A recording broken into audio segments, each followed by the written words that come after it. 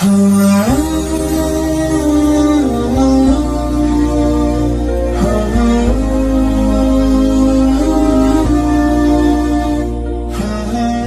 Sumatera Utara, Bapak ndak usah keluar duit kalau mau lihat gunung yang hijau.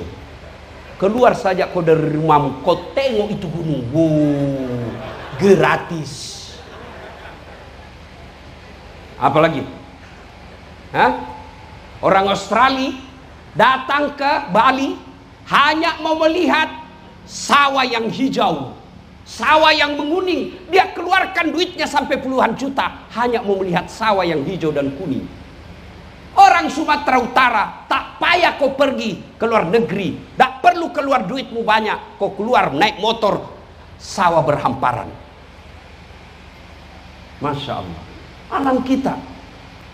Saudi Arabia, Qatar, mereka hanya kaya dengan minyak. Kita sawitnya banyak, nikelnya banyak, gasnya banyak, batu baranya banyak, barusnya banyak, jandanya banyak. Masya Allah. Iya, ini nikmatnya Indonesia. Sampai orang Arab kalau datang ke Indonesia, dia bilang ini kepingan sorga yang ada di dunia. Kawan saya dari Jepang, dia bilang kita memang orang Indonesia enak, beli baju 1 tahun cukup. Kalau di Jepang Bapak hidup, minimal Bapak harus punya 4 baju. Beda baju musim panas, beda baju musim dingin, beda baju musim salju, beda baju musim semi. Kita mau musim hujan, musim panas, 1 baju cocok. Inilah nikmat yang kadang-kala kita tidak syukuri. Nikmat alam. Yang ketiga, nikmat aman. Allah Karim. Salah satu negara yang disebut dalam Quran, Syam, yang kita kenal sekarang dengan Syria. Coba lihat kasihan di sana. Mau sholat Jumat susah dapat masjid yang tenang. Mereka mau dakwah susah. Kenapa? Lagi tegang. Palestina, negara yang disebut dalam Quran, mana bisa tenang lagi? Kita alhamdulillah, saya pergi ceramah tengah malam pulang subuh aman. Ini nikmat Pak. Mana bisa saya ceramah lagi kalau tidak aman di sini? Mana bisa saya ceramah kalau sudah tidak aman? Assalamualaikum, terbang batu. Waalaikumsalam. Marilah kita memanjatkan puji dan syukurkan. Mana bisa lagi? Inilah nikmat yang Allah berikan kepada kita. Dan siapa yang punya tanggung jawab besar menjaga Kamtibmas, kalianlah para polisi Republik Indonesia. Makanya saudara-saudaraku polisi, jangan jadikan polisi ini untuk cari uang semata.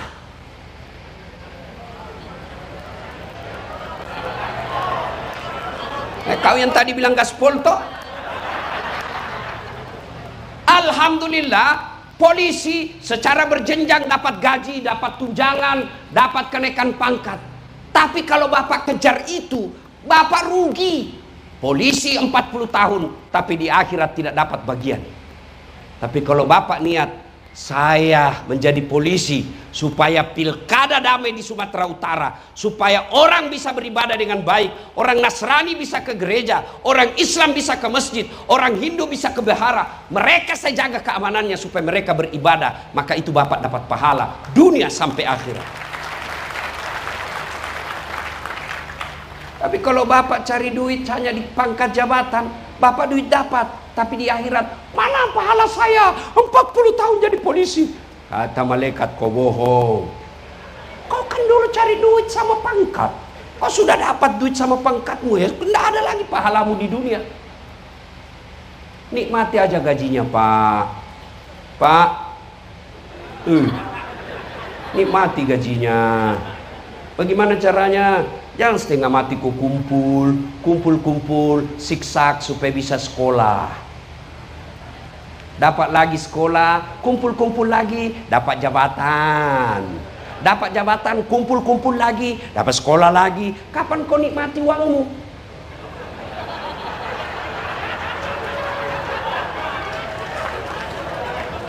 Lebih baik kumpul-kumpul kasih istrimu. Belikan dia emas. Belikan dia berlian. Benar ibu? Nah ini istrimu, biar kau tidak pulang, yang penting ada isi ATM-nya. Betul ibu? Kau tidak percaya dengar. Biar tidak pulang, yang penting ada uangmu dicari. Daripada ya, saudaraku, nih, oke, kita kembali lagi tentang satu pesan. Yang kedua, Nabi pernah bersabda, "Atadruna manil muflis?" Saudara-saudara sekalian, kau tahu enggak siapa yang bangkrut di akhirat kelak? Kata sahabat, yang tidak sholat ya Rasul. Oh, dia sholat 5 waktu bagus, sholat sunnahnya ada. Yang tidak puasa Ramadan ya Rasul. Oh, dia puasa Ramadan, Senin Kamis dia lancar puasa sunnahnya. Yang tidak bayar zakat ya Rasul, dia bayar zakat harta, zakat fitrah. Oh, mungkin yang tidak haji padahal sudah mampu. Oh, dia haji, bahkan hampir tiap tahun dia pergi umroh. Oh, kalau begitu siapa yang bangkrut ya Rasul? Dengar, siapa yang bangkrut ya Rasul? Nabi jawab, jarusu wahatiur rahim, tetangga yang jahat sama tetangganya dan yang memutuskan tali persaudaraan. Kenapa dia bangkrut? Kata sahabat, bagaimana caranya? Kok bisa bangkrut ya Rasul? Dia kan baik ibadahnya. Kata Nabi, benar, hubungannya kepada Allah baik, hablum minallahnya baik, sayang hablum minannasnya rusak. Apa itu? Ketika dia setor sholatnya, ya Allah, ini sholatku. Datang teman kantornya, tunggu dulu, dia memang rajin sholat. Saya pernah satu kantor di Mapolda Sumut. Dia fitnah saya. Gara-gara fitnahnya saya dimutasi non job. Saya minta keadilan. Allah berfirman, ya sudah, ambil sholatnya 12 tahun. Dia setor lagi puasanya, ya Allah ini puasaku. Datang lagi, tunggu dulu, saya juga pernah bertetangga itu. Saya pernah difitnah. Katanya anakku yang keriting rambutnya bukan anaknya suamiku, karena suamiku lurus rambutnya. Gara-gara fitnahnya saya diusir dari komplek. Saya minta keadilan. Allah berfirman, ya sudah, ambil sholatnya 12 tahun. Dia setor semua amalnya. Terakhir habis pahalanya, habis, masih ada yang datang. Saya juga pernah itu, sama-sama caleg. Dia kirim di medsos berita bohong, dia kirim di medsos fitnah. Akhirnya saya bangkrut, sudah jual sawah, tidak terpilih gara-gara fitnahnya dia. Saya minta keadilan. Orang ini berkata, ya Allah, bagaimana lagi caranya? Sudah habis amalku. Kata Allah, tidak ada kebatilan yang tidak ada balasannya hari ini. Supaya adil, ambil dosanya orang yang pernah kau sakiti. Itu yang disebut bangkrut. Habis kebaikannya hubungan kepada Allah, hubungannya kepada manusia jelek, habis. Nah, sekarang apa penyebab putusnya persaudaraan? Satu, pilkada. Saya biasa bingung lihat orang, Pak. Kenapa tegang sekali lewat ini pilkada? Ini pergantian kekuasaan sunnatullah. Kenapa kita ini rakyat mau ribut-ribut? Tapi sebenarnya rakyat ini tidak mau ribut, Pak PJ. Tidak ada ini Pak Pangdam mau ribut. Tidak ada. Rakyat ini hanya nunggu serangan fajar.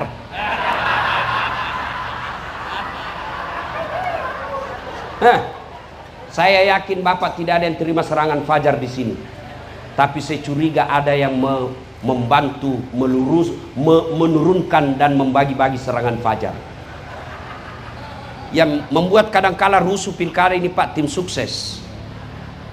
Karena selalu saya bilang calon. Jawab Bapak, masih ingat Pilpres 2019? Masih ingat Ibu? Siapa yang bertanding mau jadi presiden 2019 Pak? Siapa? Bapak Prabowo dengan Bapak Joko Widodo. Siapa yang menang?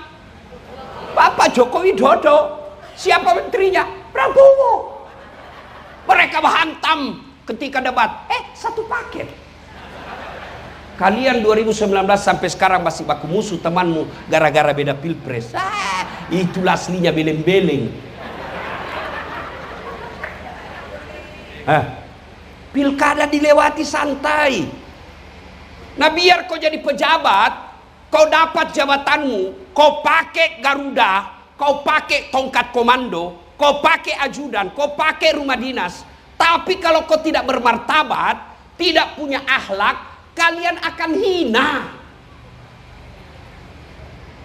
Saya ingatkan alam memori kita. Ibu bapak kenal Fir'aun? Tahu? Ibu bapak tahu Fir'aun? Itu Fir'aun raja pak.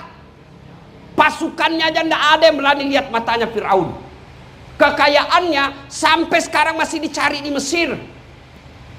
Gagah, cakep. Tapi karena tidak punya iman, Allah hinakan itu Fir'aun. Mana buktinya? Satu-satu manusia yang ditulis dalam Quran haram masuk surga, Fir'aun. Kalau bapak ibu kita masih 50-50. Ada harapan masuk surga, ada harapan masuk neraka pak. Fir'aun sudah diponis haram masuk surga. Apa cukup sampai di situ? Murka Allah, laknatnya kepada Fir'aun? Tidak. Sampai detik ini tidak ada yang suka itu namanya Fir'aun. Mana buktinya? Tidak ada satupun warga Polri mau kasih nama anaknya Fir'aun. Jangankan kasih nama, bapak dituduh aja Fir'aun, marah pak. Padahal populer, elektabilitasnya paling tinggi. Tapi karena tidak punya iman, hina dia pak. Sebaliknya, rakyat jelata, hamba sahaya, tidak punya harga diri sama sekali. Dia bisa diperjualbelikan. Namanya hamba sahaya. Tukang sisirnya anaknya Fir'aun, namanya Masita. Dibakar dan direbus hidup-hidup oleh Fir'aun. Hanya karena dia mempertahankan la ilaha illallah. Dia korbankan jiwa raganya satu keluarga. Ada orang dia korbankan akidahnya satu keluarga demi jabatan. Dia korbankan martabat diri dan keluarganya demi jabatan. Padahal jabatan itu pasti habis. Siapa paling tinggi jabatannya di sini, di tempat ini sekarang? Nah, apa? PJ Gubernur, pemain pergantian antar waktu. Terpilih, wabillahi taufiq wal hidayah. Pak Kapolda, paling tinggi jabatannya di Polda Sumut. Tapi ada masa selesainya, mutasi, mudah-mudahan mutasi jadi bintang 3. Selesai bintang 3, bintang 4. Sudah bintang 4, pasti bapak pensiun. Sudah pensiun, bapak masih mau pakai bintang. Dibilangi orang gila pak. Ayo, tentara paling tinggi pangkatnya di sini, Pak Pangdam, bintang 3. Allah Karim, terancam tinggal 1 bintang. Mau kemana? Pasti pensiun. Apa yang kita mau ributkan dengan jabatan? Itu aja jabatannya diperebutkan. Kita yang rakyat biasa, ngapain ribut? Pergantian jabatan santai. Yang saya jengkel Pak Jenderal, saya jengkel betul kalau ada tim sukses, politisi, partisan yang mengacak-acak persatuan. Kenapa? Saya lah ini Pak, paling repot Sabang sampai Merauke. Saya rasakan bagaimana naik perahu di samping kiri kanan ada buaya berjemur. Saya rasakan berjam-jam naik mobil, tikungan kiri kanan sampai saya sakit. Saya pernah rasakan sakit 4 bulan, 6 bulan tidak bisa kemana-mana karena saya tertular virus dari Mike. Untuk apa? Agar kita tetap damai di Indonesia. Saya ajak teman-teman pendeta, saya ajak teman-teman Buddha, saya ajak teman-teman Biku, ayo kita sama-sama jaga persaudaraan Indonesia karena di sini kita lahir, di sini kita bekerja. Saya paling benci lihat itu mereka yang pejabat hanya karena jabatan sementara dia menghalalkan segala cara mengancam persaudaraan. Biar tinggi jabatan kalau menghalalkan segala cara berakhir dengan kehinaan. Percaya saudaraku, tidak ada jabatan yang diraih dengan menghalalkan segala cara kecuali berakhir dengan kehinaan. Pasti. Dosa Allah ampuni kalau dosa pribadi. Tapi kalau zolim, Allah yang turun tangan menghancurkannya. Zolim itu berkaitan dengan kekuasaan. Salah satu zolim diantaranya adalah memotong uang keamanan pilkada. Brigade! Brigade! Nah itu kasihan, itu Brimob itu kasihan. Bau matahari, dipotong pulang honor pengamanan, laporan di Polda 150, uang makan sampai di lapangan 25.000. Sudahlah, saya tahu semua nasibmu deh. Itu namanya zolim. Ini yang bisa merusak persaudaraan kita. Pilkada santai aja ini. Pilkada kita lewati dengan santai. Jangan cemas. Nah, di mana perannya perempuan? Ini penting. Penting peranan istri. Rem-rem suamimu. Ketika dia mulai hilap, rem dia ketika kau tidur. Jangan malah menjadi provokator. Apa perempuan berpengaruh? Sangat pengaruh. Apalagi kalau suaminya sudah suami takut istri. Mana ada polisi tidak takut sama istrinya? Sudahlah, sadar baku tahu kita semua. Dia bilang, teman saya polisi, sebenarnya kami tidak takut sama istri Ustaz. Cuma ini istri sedikit-sedikit melapor sama istrinya komandan. Dan istrinya komandan juga, ternyata komandan juga takut sama istrinya.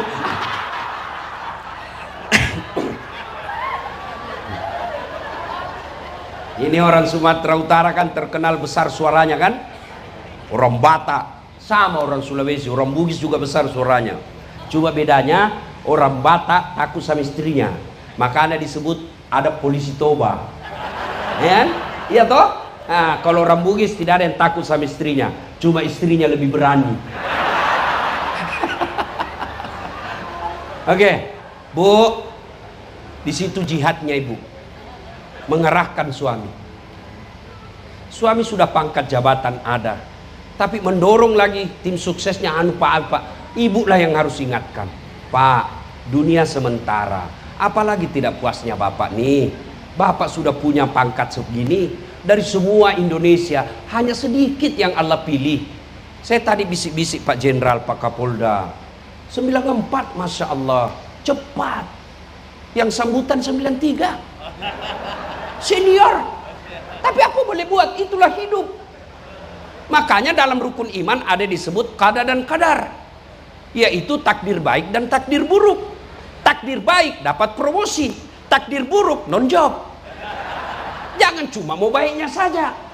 Iya, itu memang begitu hidup. Saya bayangkan tadi Bintang 2, kira-kira di Indonesia itu Pak Jenderal Bintang 2 tidak sampai 100 orang kali ya. Tidak Pak. Bayangkan, dari sekian banyak Indonesia, hampir 300 juta Bintang 2 polisi yang aktif, tidak sampai 100. Maka di situ fungsinya istri. Bang, rem-rem bang. Jangan gaspol terus. Rem-rem, itu fungsinya istri. Jangan malah menjadi provokator.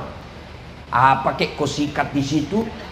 Masa itu ada letting, gelangnya tebalnya kayak Felix sepeda. Masa kamu Kapolda, saya cincinku ini masih cincin kawin. Di situ fungsinya istri. Dan kalau istrinya mampu menahan diri suaminya, maka dia menjadi jihad pahala buat dia. Ini istri penting. Berapa banyak orang hina dan masuk penjara, dipermalukan di medsos gara-gara istri. Pilkada ini mestinya para istri calon-calon pejabat, calon-calon kepala daerah, di situ istrinya tampil memberikan kesejukan bagi suaminya. Karena istri itu kalau dia memberi kesejukan, Masya Allah, senyang perasaan. Waduh, saya istri saya Bu, kalau saya lelah sekali mau pergi ceramah, hilang lelah saya ketika ketemu istri. Mau pergi ceramah, dia ransel saya diangkat. Tidak usah saya yang berat. Apa kata istri saya? Tidak ada artinya beratnya ini ransel dibanding beratnya hidupnya Ustadz menanggung beban kami sekeluarga. Langsung hilang saya punya penyakit hati. Tenang lagi perasaan. Begitu saya di mobil Bu, dia cium tangan saya. 3 kali dicium. Cukup enggak? Dia cium lagi mata kanan. Dia cium mata kiri. Dia cium lagi jidatku. Ini yang paling lama. Istriku Bu, apa? Sudah itu dia usap dada saya. Dia tidak akan pernah tutup pintu mobil sebelum dia bilang, Ustadz, ridhoi saya. Karena surganya istri ada pada ridhonya suami. Ridhoi saya bang, ridhoi saya Ustadz. Insya Allah ibu yang begini, ibadahmu sederhana, tapi ridho suamimu gampang masuk surga. Ayo Pak Kapolres, pernah aku dikasih gitu istrimu? Paling mau pergi kerja dia sibuk di WhatsApp. Ayo bang, ayo ya, jangan lupa ya. Jangan marah ya bu ya, jangan marah ya bu. Ini tujuannya dakwah ibu. Coba ibu, saya mau tanya ibu, saya mau tanya ibu. Kenapa ibu-ibu bisa hadir di tempat ini? Nah, karena suamimu polisi. Coba kalau suamimu Satpol PP. Kok nggak ada di sini? Kenapa ibu baris paling depan? Karena ibu istri-istri pejabat utama. Cara syukuri, jaga suamimu. Pilkada, jangan bang, jangan berpihak, jangan sampai kita disebut partai coklat.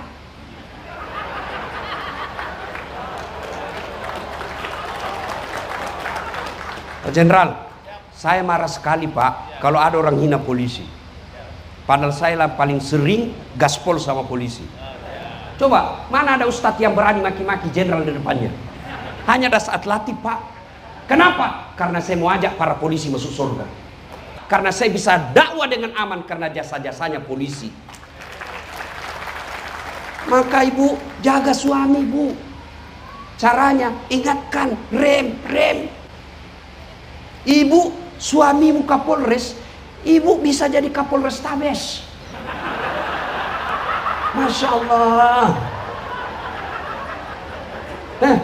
Kalau beliau ini Panglima namanya Pak, istri beliau bisa jadi Pangenam. Apa? Coba, ini PJ di kantor gubernuran. Biar PJ mau lantik kau, kalau istrinya tidak setuju, tidak jalan juga kamu. Biar Pak Kapolda senang kamu, tapi istri beliau tidak senang, masalah hidupmu bos. Apalagi kalau ibu katakan, saya tidak suka lihat itu anak buahmu itu. Pokoknya bulan depan saya tidak mau lihat lagi di kantor. Bingunglah Pak Kapolda. Maka di situ fungsinya. Cara istri ngerem. Pilkada ini istri perlu perhatian, perlu peran besar. Untuk apa? Ngerem para suami yang haus kekuasaan. Bapak ibu saudara-saudara sekalian, satu yang bisa merusak ukhuwah kita, pilkada. Yang kedua, al-istighalu bi'uyubil khalqi. Suka cari kejelekan orang, dia lupa jeleknya dirinya sendiri. Nah, ini yang paling banyak ini di pilkada, hoax, fitnah. Suka cerita kejelekan orang. Namanya kejelekan, kalau kau cari pasti ada. Jangankan calon kepala daerah, kurang apa kalau bapak cari-cari, namanya cari-cari kesalahan. Contoh, Nabi Yusuf memang, contoh Nabi Adam, oke, Nabi sih Nabi, tapi sayang makan buah huldi. Nah, itu cari-cari kesalahan namanya itu. Iya toh, padahal Nabi, iya. Nabi Yunus, Nabi, la ilaha illallah, ngajarkan tiada Tuhan selain Allah, tapi sayang anaknya sesat. Itu namanya cari-cari kesalahan. Mana ada manusia yang tidak ada salahnya Pak? Kita semua pasti punya salah. Nabi Adam ada dosanya, Nabi Ibrahim ada dosanya, bohong ketika diadili. Nabi Yunus ada dosanya, dia tinggalkan dakwah keresangka buruk kepada Allah. Apalagi calon kepala daerah. Maka yang baik, silahkan jagokan jagoanmu, hormati lawanmu. Tidak usah cari-cari kejelekannya. Bingung kita, hanya persoalan 5 tahunan pilkada kita mau ribut. Ibu bapak saudara-saudara sekalian, mencari-cari kejelekan bisa memutuskan persaudaraan. Yang ketiga, sombong. Apa itu sombong? Pakaian mahal, belum tentu ibu. Ibu punya rezeki, ada yang kasih pengusaha berlian, itu rezekinya ibu, silahkan pakai. Kapan sombong? Menganggap remeh orang lain. Nah, ibu pakai emas, ada yang datang, dilihat terus gelangnya. Dia tidak cerita tapi mukanya sinis.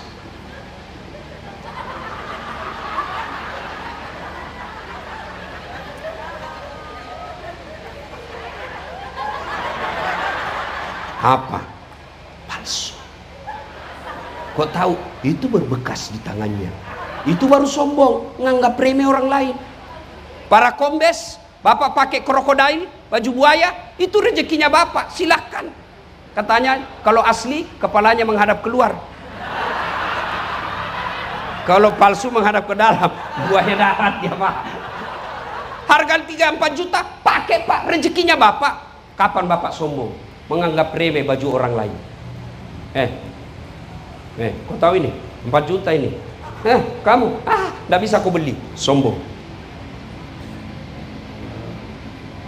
Apa yang menyebabkan datangnya sombong? Kata Nabi, 1, tambahnya kekuasaan. Apa yang mau disombongkan dengan kekuasaan pak? Paling tinggi kekuasaan di Indonesia presiden. Siapa dulu presiden? Bapak Joko Widodo. Selesai pak, Prabowo lagi, selesai. Apa yang mau disombongkan? Apalagi kata Nabi, penyebab datangnya kesombongan, bertambahnya ilmu. Ustadz, ada misalnya ada atlet mau sombong, banyak gelarnya, banyak followernya. Viewer saya di YouTube sudah hampir 16 juta, lebih banyak dari jumlah Indonesia. Mau sombong? Ya kau sombong dasar, kau bisa ceramah karena ada yang nonton. Coba kalau saya di sini ceramah 2 jam berapi-api, tidak ada yang nonton. Lewat Pak Pangdam, sudah lama sakit itu Ustaz. Apa yang kita mau sombongkan? Ya, maksud saya santai aja menikapi perbedaan ini.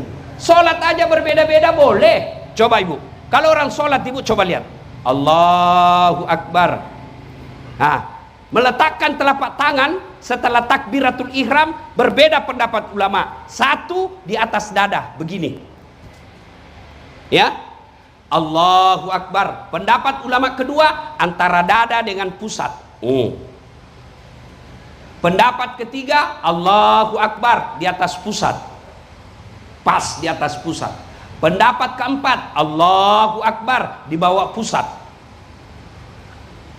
Pendapat kelima, Allahu Akbar lurus. Ini pendapat Syiah dan Iran pada umumnya.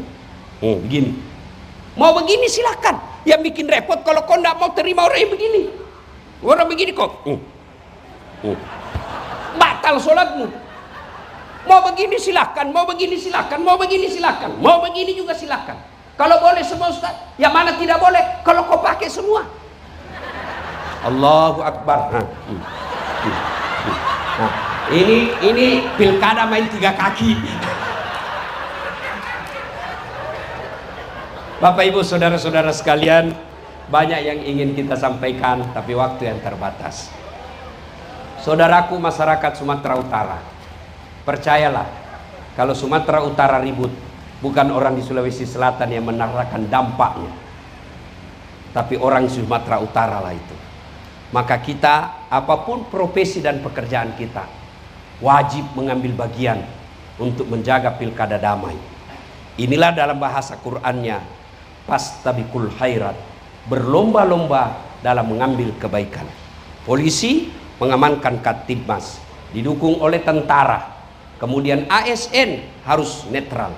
Semua pelaku, ada KPU, ada Panwas, Gakumdu. Saya kasih ilustrasi sederhana ketika mereka tidak adil, berlaku curang. Setahu saya, tolong saya Pak Kapolda diluruskan kalau saya salah. Kalau saya bertetangga dengan teman saya dirampok rumahnya, dijara dia punya harta, tapi saya tertidur pada saat kejadian. Saya boleh ditangkap enggak, Jenderal? Tidak. Kenapa? Saya tidak tahu. Iya kan? Tapi sebaliknya, tetangga saya dirampok, saya tidak menjara, saya tidak ambil hartanya, tapi saya bukakan pintu. Saya bisa dipenjara enggak? Bisa. Junto, ikut serta.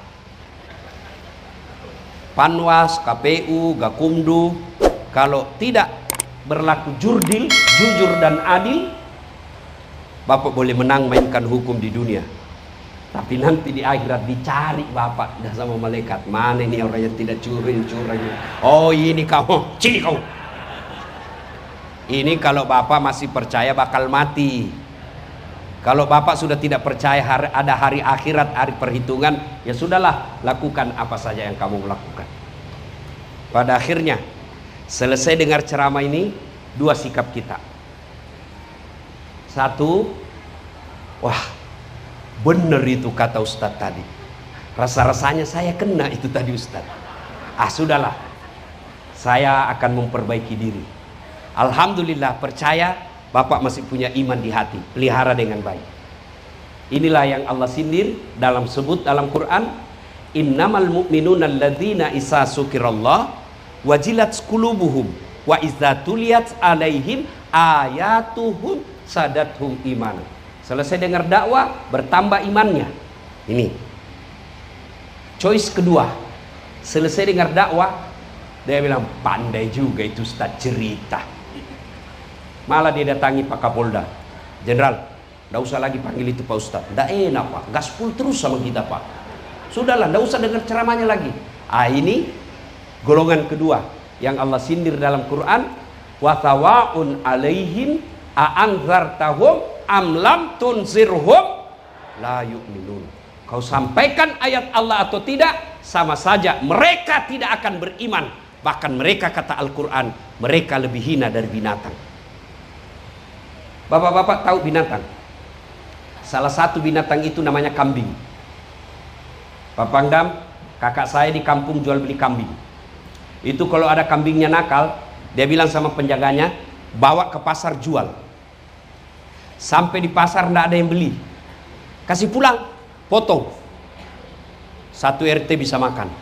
Dagingnya jadi sate, perutnya jadi coto Makassar, kakinya sop kikin, ekornya sop buntut, pipinya sop pipi, lidahnya sop lidah, pelernya obat kuat.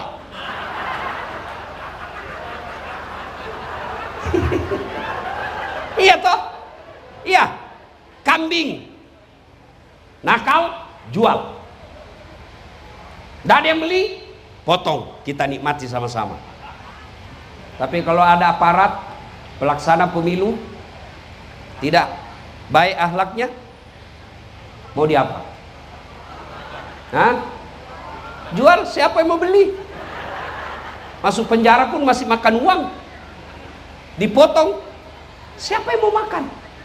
Itulah makna dari ayat, mereka lebih hina dari binatang.